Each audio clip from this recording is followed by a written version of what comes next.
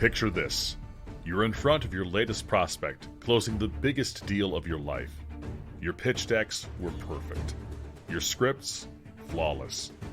And when the time came to answer the golden question of, are you ready to move forward? Nothing happened. For everyone who loves sales, this is their worst nightmare. But fear not, because in this podcast, we're unraveling the enigma behind those missed opportunities. From appointments that evaporate to presentations that felt like a Broadway show but ended in awkward silence, we're dissecting it all. Welcome to Love Your Sales.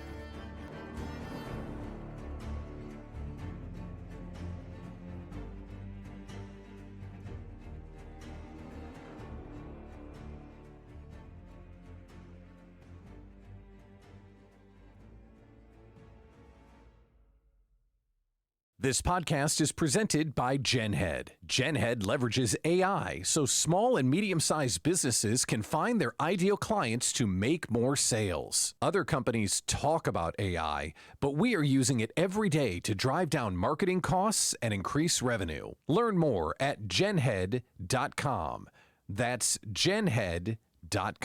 Welcome to another episode of Love Your Sales. I am joined by Josh Wilson today. Josh is an accomplished podcast host, renowned for his contribution to develop top-tier media brands.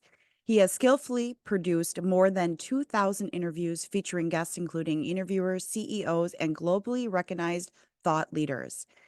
His extensive experience in media has not only honed his expertise, but also cultivated an expansive network and solidified robust alliance in the business world. Josh serves as a capital market advisor and member of the IPO team at Greentree Financial Group Incorporated. Beyond his professional achievement, Josh is deeply committed to philanthropy efforts. He serves as an advisor and partner to various Christian ministries with a focus on initiatives supporting men, prison ministries, and local fire service chaplains. Josh, I'm extremely excited to have you join me today. Welcome. Yeah, it's good to be here. You have the coolest headset ever. And I've been on a lot of podcasts. You get the best headset award by far. I get a lot of compliments on my pink headset here. I purposely picked it out because it's really on brand with my purple, my pinks, Yeah. So thank you. You pull it off great, man. Good job. So, Yeah. hey, thanks for having me. This is really cool. Yeah, I'm really excited to have you join me. I was recently on your new podcast, right? It's fairly new, Yeah. the 5-minute one. Uh-huh. Yeah. So, I'm just excited to have you join me and talk to me about, well, I mean, you've assisted in starting podcasts, and you're very accomplished in your own rights. And well, so let's dive in and talk a little bit about, how you have gotten to where you are, in doing what you do. If you ask my wife, what do I do? She has no clue. And it took me a long time myself to figure out, who is Josh and what does he do? I have a background ranging from venture capital, private equity, real estate brokerage, sold shoes, wrestled alligators, fought fires, delivered babies, did all sorts of stuff. My whole career, one of my mentors has called it a dumpster fire. So when you say, how have you gotten here? Man, a lot of failures, running through brick walls and trying to figure out who I am and how do I show up for this world. In the world of podcasting, it started maybe 8 years ago. I started a podcast show when I was building a technology company. There's another add to the I was going to resume. It's ridiculous. It is absolute. I look back and I go, what's going on, Josh? Figure yourself out. But yeah, I started a podcast show, and since then we built 20, done 2,500 interviews now, sold a show, help other people now launch, grow, monetize their shows. We focus kind of like on like a business manager, like Snoop Dogg has a business manager, Tom Cruise has a business manager. So like we've become the fractional CRO for different talent. And we're having fun. That's one of the businesses that I really enjoy. Podcast host army. That is okay. So when somebody, I mean, that's awesome. It's a business manager for, well, and first, okay, so you've delivered a baby? You've Oh, for delivered sure. babies? Lots of them. Yeah. What, how does that fit in? Well, I wrestled alligators, and then the next career path was I became a firefighter paramedic. So, as a firefighter paramedic, 911, what's your emergency? There's a baby coming. So I'd go catch, and I delivered 2 of my own children as well. Wow. Okay, so I'm sorry, and you wrestled what, and I'm sorry, what career was the wrestling alligators? That was different from delivering babies. I know it's hard to track. It's really hard to track this guy. I got it. My job, I was working with my dad in construction, and I was sick of working with dad, and it was hot in Florida, and I was digging ditches. So I wanted another job. So I opened up a newspaper back in the day when there was newspapers, classified, looked for a job, said entertainers wanted. And I'm like, that sounds fun. I show up and they're like, how do you feel about animals? I'm like, I've got a dog. They're like, well, how do you feel about snakes and reptiles and bats and, alligators? I'm like, let's do it. So shout out to the guy who trained me, 9-Finger Jesse, taught me how to wrestle alligators. So there you go. I suppose if you can wrestle alligators, you should, the next leap would be, yeah, you can deliver a baby. I mean, come on now. Both very squiggly. Yeah. They both try to get away. That's the only time I've ever compared an alligator wrestling to wrangling a baby. But it's hard to keep hold of them sometimes. Right. Okay. And now you are the project manager, what did you call yourself? Chief Revenue Officer. So Chief Revenue Officer. Okay. Yeah. We work with different groups to help them bring in more money, especially like the media side of the world, like people who have a business and then they built a media brand, but they don't understand how media works. So their business is over here, their media is over here, and they have a hard time connecting the two. They know they need a podcast. They know they need a YouTube. They just don't know how to make those things make money. That's where we step in and we kind of help bridge the gap there, and we turn it into a machine for them, a funnel for them. And then we take, we get paid up front, and we take portions of the upside, and we look at it as a partnership. So that's how we build it. So I come to you, I say, where do I begin, Josh? How do I start? And I'm going to guess that not only is there the marketing aspect, there's the sales hat that has to go on.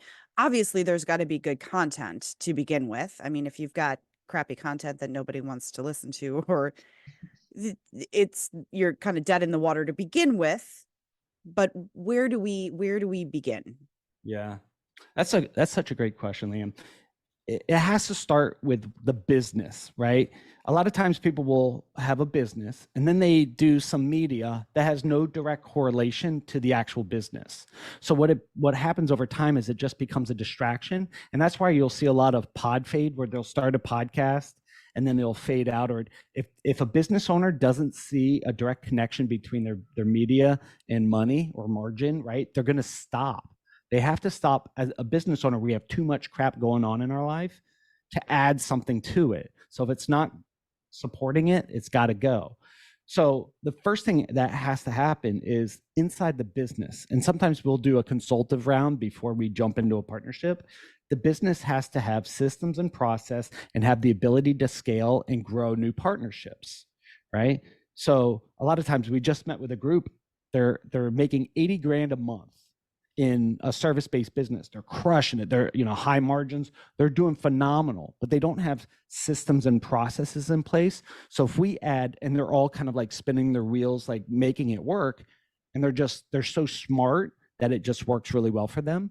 But if we add another layer of complexity, add media, add a great amount of influx of PR firms and people wanting to be on their show and noise, what will happen is it will just create confusion, and then something will have to break. So the first thing that must happen is within the business, have a predictable sales model, have the ability to grow, have the ability to take on more clients, have the ability to nurture a sales funnel, Mm-hmm. help bring on a guest and walk them through your sales funnel, whether it's your guest, which is a great way to do business development and strategic partnerships, or have something where the audience could kind of connect with, engage in, and be a part of your sales funnel as well.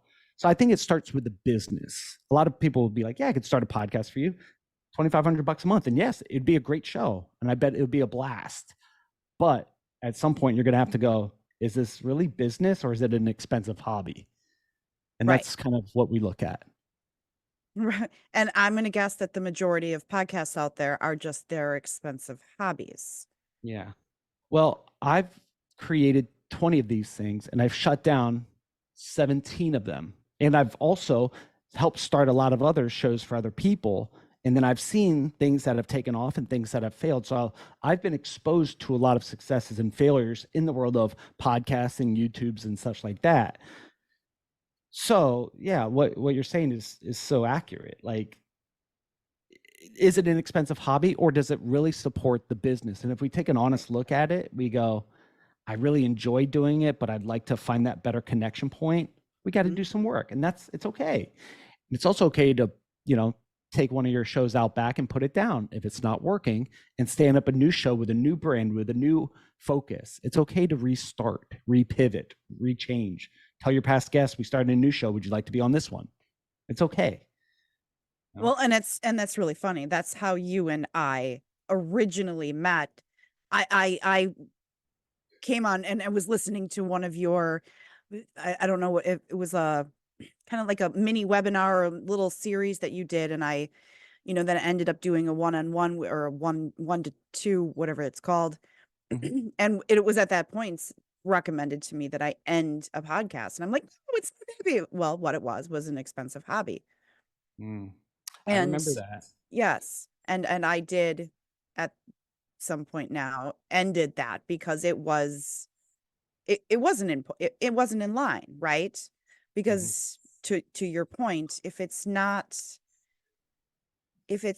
in brand or doesn't make sense for a business, for what you're trying, the goal, the sale you're trying to make at the end of the day, what is it for?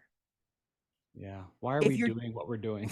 Correct. Why are you doing what you're doing? If it's truly just a hobby, if you just want to be out there, you just want to have fun, great. Then do it. Yeah. But ultimately, to your point, what is the goal? Is it to monetize? Is it to make money on the actual content?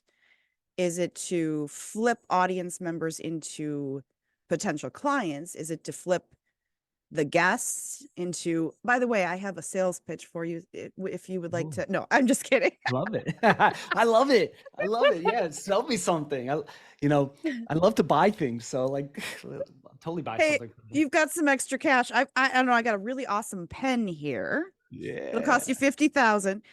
Okay. Anyways, the point being, what is the point of what you're creating if at the end of the day, there's not a pull, a offer, a lead of some kind coming in? That's what you're saying? Yeah.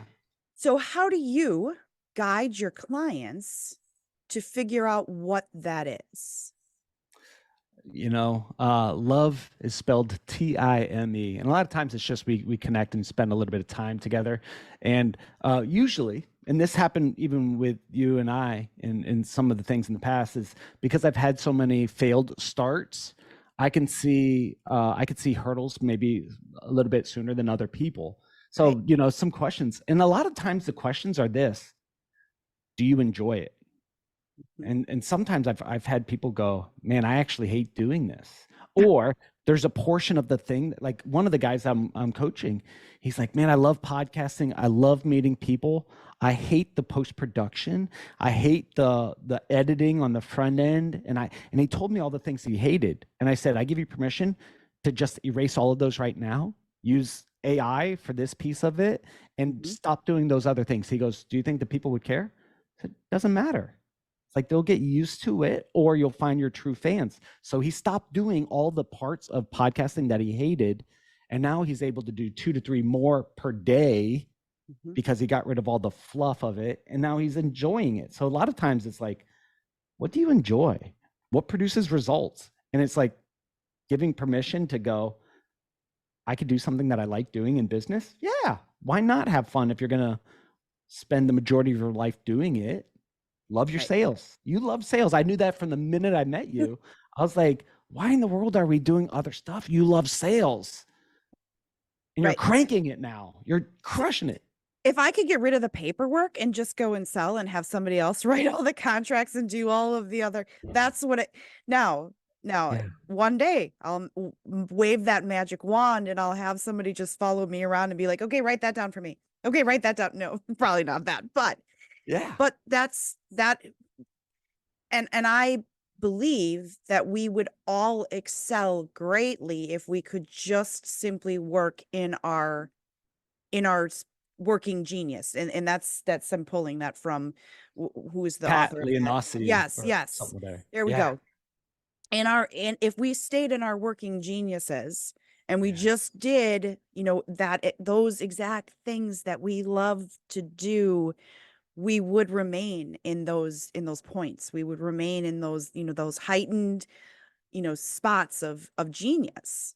And I love to be having these conversations. I wouldn't do it if I didn't love to have these conversations. Majority of the people who love to have the conversations are not the people who are going to say, gee, I love to do the editing and the production of it. Now there's people on the back end I could hire and say, hey, could you just do all of the post-production for me?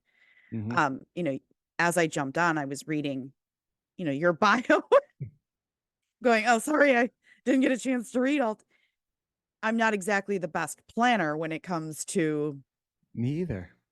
Getting the, I'm usually just kind of a, hey, let's have the conversation. So I love the book. Such a great book. It's paralleled in a book, Good to Great, where he talks about, so in Working Genius, it's find your joy in work, and you're probably going to excel at it and partner with people who are good at the other stuff. In Good to Great, find something that is the groundhog principle, hedgehog principle. Hedgehog, things that you love doing, you're good at, and there's an economic driver, and that's kind of like your like your joy. So why not, if you're, especially for founders out there or for high driver salespeople, why not focus on the areas of their job that they're really good at, that moves the needle, and then either outsource or use technology to do the other portions of it when you can. Sometimes you just got to grunt through because you don't have enough money to pay for fill in the blank. And I've been there 1,000 times, right? So, but that is the, I think that's a path of happiness, is kind of doing what you need to do and love to do. If they could combine, then it works out perfect. Well stated. And it's funny because I read Good to Great a very, very long time ago. And so I actually am literally, before I was driving on my way, back to my office, and I've been listening to Good to Great, and they just went through the hedgehog and the circles. Right. So you're referencing I literally just heard that piece being like, because it's been such a long time since I read that book, and I was like, I really should read it again. So I'm actually on audio book since I'm in the car. And anyways, so that's a brilliant reference, because if you find your perfect alignment of what you're extremely good at that meets what the economic need is in your business, and then your working genius matches that and you love to do it, the only way is up. I mean, obviously you have to have the discipline, you have to have the structure, you have to have all of that stuff in line, but I mean, theoretically it should all line up. And I'm making a hand motion for those of you who are listening, but they felt what you were saying. They knew, they could feel it. They could feel the passion. And talking about sales, I'll tell you, if you're doing what you love doing and you're passionate about and you have a high conviction for it, your conversion rate is going to be higher. So you could really be terrible at sales, But if you're passionate about something, you have a high conviction of it, people could see that you're having fun and you're enjoying it, you're more likely to have influence over people because they're going to feel the intent of what you're trying to do. And you might screw up with your typing or your invoice or your whatever. I'll tell you, like when you're in that joy, that's magnetic. And I think that's what sales is about. Absolutely. I totally agree. And early on in sales, and Josh, if you disagree, but I was taught that if you just recently were coming off a high of selling, that you should hit the phones immediately. Like get back out there. Don't waste time, going out and celebrating and stepping away and taking that. No, right now is the time. Go and try to get as many people on the phone as you can because they are going to hear the enthusiasm, the happiness, the joy that you just experienced in your voice. If you're in a really good mood, if you're in a low and you're just like, I have to get a sale, I absolutely, and you're trying to force it, Yeah. that is when everybody's going to go, no, not interested. Because to your point, people can tell. And I learned, somebody's like, put a mirror on your desk, stare into that mirror and smile, then pick up the phone and call. And I'm like, you're straight. Like, I'm not going to do that. Why do I want to stare at myself because if you're smiling, people can tell the difference in your voice versus a smile and a frown. You react, you talk different, you sound different versus the fluctuation in your voice. People who are naturally love people and naturally enjoy what they do, have passion for it, they come across different. They're magnetic. Yeah. So cool. So powerful. So true. Yeah. Guide me. What other thoughts do you have on in your own world of your joy? Where do you find your joy? I know this is your show and I'm a podcast host too, but like I could tell like you absolutely love connecting with people and helping solve problems. Is that right? Oh yeah. Oh God, that's that I if I could just sit and do that all day, and just talk with people about what's going on in their world, Yeah. that's all I would do. I would and then work systematically work through how to solve those problems. And then get on the phone and be like, okay, let's do this together. Let's sell together. Let's figure out the right word track. Let's figure out what's making people respond positive, in a positive way versus people going, yeah, not interested and hang up. Yeah. I'm not as much on the, the marketing. I don't like marketing. I'm not a pretty butterfly. I'm a hardcore, like, let's talk to people. And people say like, oh, cold calling is dead. And I'm like, no, it's not. Like, it's not. The way that you're going to actually grab somebody's attention is to have a conversation. So I love to be out and networking. It's, I love to be in conversation with people and Yeah. stop taking control of the show. You're not allowed to do that. Sorry. You're just so good at like this, like I could feel it in you. That's so cool, man. I love seeing that happen with my friends. So yeah, sorry. Back to you. So, so how did you, when you help somebody start growing those shows and they start seeing like, okay, this is starting to, how do you help them pinpoint those sweet spots on what they're looking to do? Do they come to you with, this is what I want to do? Or are you really helping them take those steps through?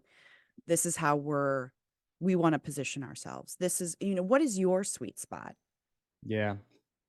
So I like it when someone has had a good amount of failures, especially in the world of media, or they built a show, they've tried it, they know that they've got to do it again, but they've got some experience and they've gone through the fact of launching, growing, and shutting down. So they're much more apt to go, I don't want to, go through the pain of that again, right?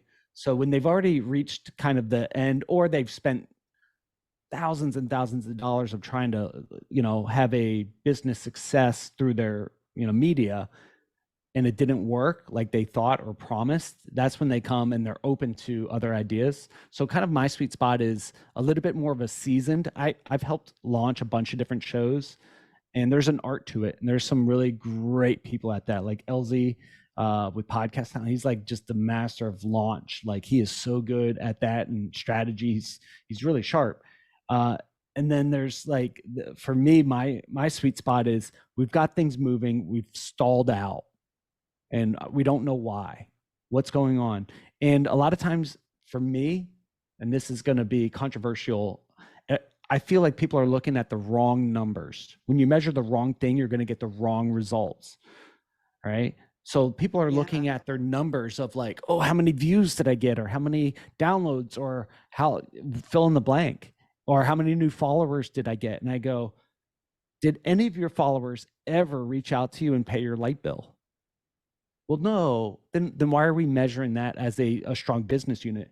You could buy followers, right? Like you can buy those kind of things, and that's not going to show that, success or hit your bottom line. A lot of times there's a major disconnect between who they're trying to like sell to and who they're marketing to. So if you're trying to tickle the ears of people and get them to follow you and such like that, it might be a much different message to get a client.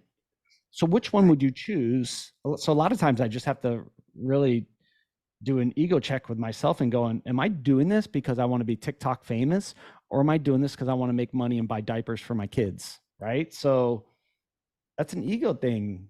I mean, a lot of marketing companies will look at, those kind of vanity metrics that I don't think pay light bills.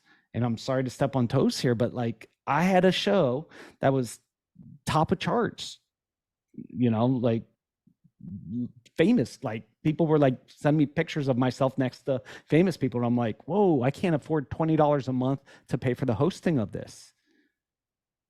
And I was like, that's when it changed for me you cannot depend on those numbers to pay your bills.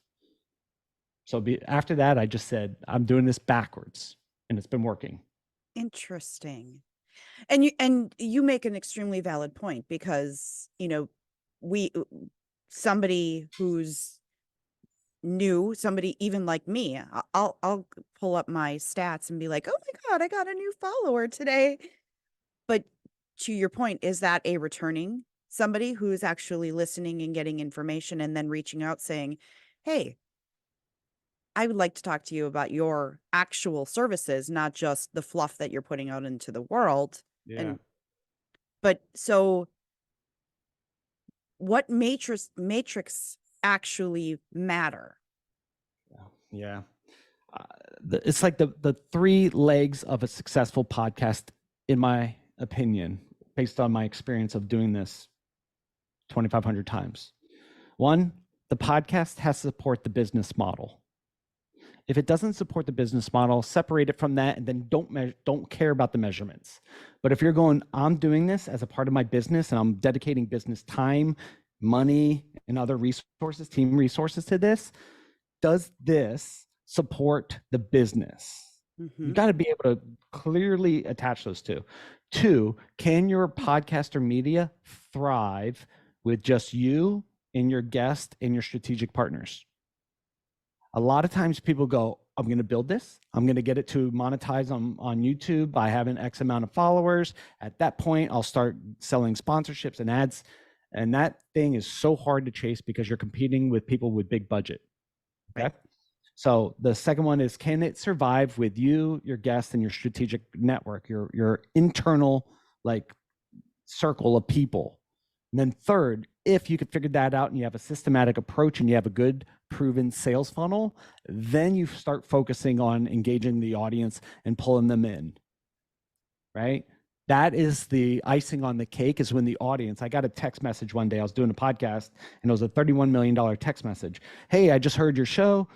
I'm looking to do a deal. We're looking for this $31 million price tag on it, right? So that is very, very, very, very rare for an audience member to reach out and do something. Now, I give out my phone number. I'm like, and here's my cell phone number. Text me if you have one of these kind of deals. But that's very rare. Right. So supports business model. It could grow and thrive with just you and your guest and your internal like community. And then third is if you could figure out the scaled business model, the sales model to bring in the audience, that's the icing on the cake. But Right. other than that, you could survive with the first two and do extremely well for yourself. Well, and it's extremely difficult to actually monetize just on YouTube alone. I mean, you have to have millions and millions and millions of views on your short views, your views. I mean, you really have to take off Yeah.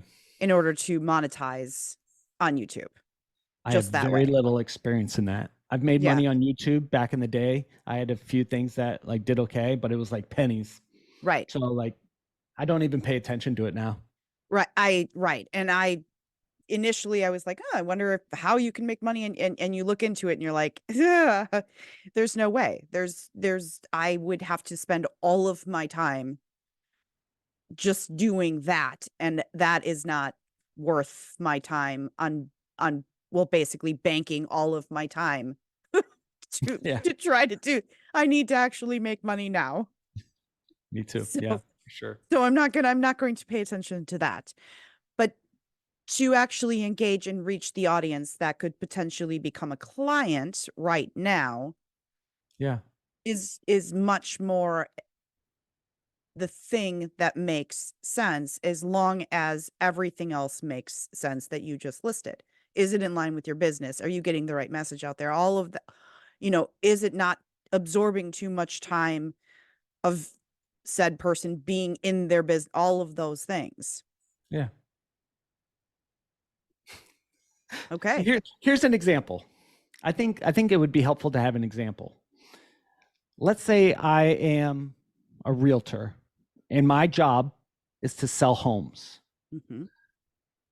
In Florida, in Central Florida, more specifically in Ocala. Let's just say that's the example here. And I'm like, I should start a podcast, right? Why in the world would I spend time interviewing people in all these other places unless I have a feeling that they're going to move to Ocala? So like spinning a wheel on LinkedIn and hitting, hey, would you like to be on my podcast show about commercial or about real estate? Interviewing them, and then the likelihood of them doing a deal in Ocala is so small. Right. If I'm doing such a local show, I'm going to go to every bank. I'm going to interview all the bankers. I'm going to interview all the home inspection people. I'm going to interview landscapers and all the people around home services. And I'm going to say, hey, if you're buying a home in here in Ocala, you should check out this lawn service. And I'd create a referral relationship with them. They're great at what they do. Here's what they do. They work all our high-end things. I would interview homeowners associations, real estate attorneys, all the people in my immediate market that are going to drive and send business to me, and I'm going to send business to them. So that makes it right. So I can control my sales and marketing engine. So I think that a lot of times people go, oh, that's how it connects to your business model. Right. I'm out there meeting with my referral partners, and, title agencies and insurance people and everybody. And then once you become big, they become your sponsors, and yeah, there you that's go. how I would do it. Right. That's awesome. That's a brilliant, I mean, see, and you don't think about that because when you get so caught up in, well, I want to talk to, I'm a real estate agent. I should talk to people who are like-minded or are going to, that makes sense to what the topics that I'm talking about. Well, there are so many topics that are surrounding, that are orbiting your topic that could very well bring value to your industry, your buyers, I mean, if I'm a homeowner looking to buy in that area, I've never lived in that area, that is a extremely valuable thing. And excuse me. And if I'm doing research in that area and I stumble or I find the podcast, that's beautiful research to be able to easily just listen to, especially if they're 15 minutes long. Oh, great. Here's a perfect mortgage company. Maybe I'll become a real estate agent and start that podcast. You'd be great at that too, for sure. You're kind of a suck up. I feel like you're just, just sucking up to me here, Josh. Well, it's your show. That's what we're supposed to do is boost up the host, right? We're supposed to, man, you're awesome at everything. No, but you're good at sales and you're good at people. Now, if you said I want to be an accountant, I'd probably say don't be an accountant or a bookkeeper or one of those other like high detail, high planning kind of thing. Sales, you got it.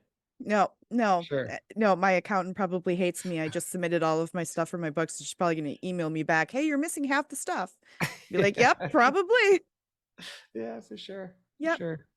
Well, we're coming to that point. So you get to do your 30-second shameless pitch on whatever you like. So go at it, Josh. Yeah. Thank you for this opportunity for that. Yeah. Hey guys, I hope you enjoyed this conversation. I spend a lot of time focusing on media, mission, and margin and how they kind of intersect. So if you're growing a business and you have maybe a high ticket item, you have something that is scalable, you have a good product or service that has the potential to get more sales through media, I'd love to chat with you. Just take a look at it. It might be something that I can, make a few small tweaks and it, produces, better income and better results for your business. Podcast Host Army is where you can find us.com. That's where you can find us. LinkedIn's a good place too. So you could check up Joshua Bruce Wilson on LinkedIn and just say, hey, you heard me on her show and I'd love to see how I could help. And we will post all of your contact information in the show notes. So if anybody wants to reach out, you can also find that information there. But Josh, I really appreciated you taking the time to come on and talk with me today. It's been an absolute honor. Really appreciate, that I was on your show. So if you want to check that out, make sure that you go and check that out as well. But thank you so much. Yeah, my pleasure. Thanks for joining us for Love Your Sales. For more, connect with Leanne on LinkedIn and be sure to subscribe to the show and leave us a rating and review. We'd love to hear what you think. Looking for a way to take your sales process to the next level? Visit us at loveyoursales.com to find out more about how Leanne can take your organization to new revenue heights. And be sure to join us next time for more great ways to love your customers so they love your sales.